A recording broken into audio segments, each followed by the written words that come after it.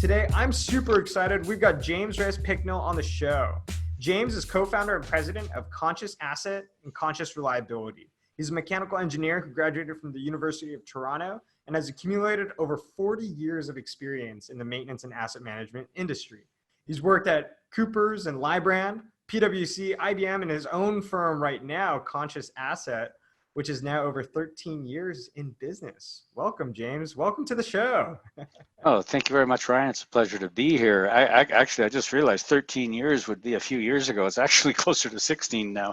All right. So we're doing well in that regard. It's a pleasure to be here, though, and to talk with you. Well, I'm super excited. You know, the way that we always love to start these off is, James, if you could just share your story about how you got into this industry, how you got your foot in the door with the maintenance and reliability industry, and a little bit more about your background as well. Sure. Well, short resume maybe is appropriate here. After I left university with mechanical engineering, I was actually in the Canadian Navy as a ship's engineer.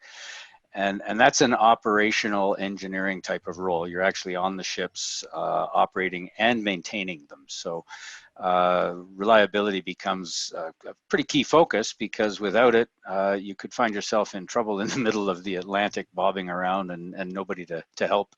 So reliability became kind of a key focus very early in my career. And that was a real practical start in a career too, because it's very hands-on. So when things break down, you're involved in the maintenance work.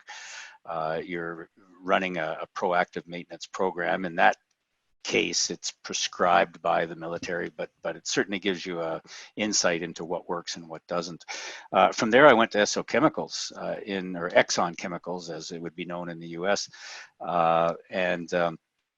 I worked as a machinery specialist, rotating equipment, with their complex of 7 petrochemical plants in Sarnia, Ontario, which is not far from Detroit.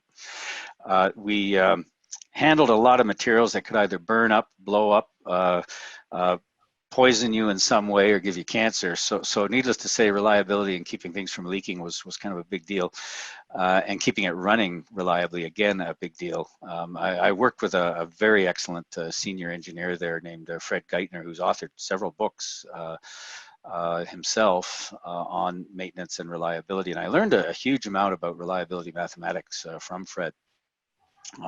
After that, I got into shipbuilding, working on a naval ship system for the Canadian Navy. It's actually the ships that are now making up the backbone of the Canadian Navy.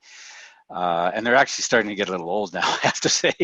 But we used reliability methods to determine all the maintenance and support activities that were needed, operational practices, training, spare parts. Everything was defined from a starting point that was reliability-centered maintenance. And we were doing that reliability-centered maintenance work in the days before many people knew about it. The military was an early adapter of what was developed in the aircraft industry. And then I got into consulting with Coopers and Lybrand, which merged with became PricewaterhouseCoopers, PwC, and then they sold the consulting to IBM. So all that time was really in one company from my perspective, but several different names.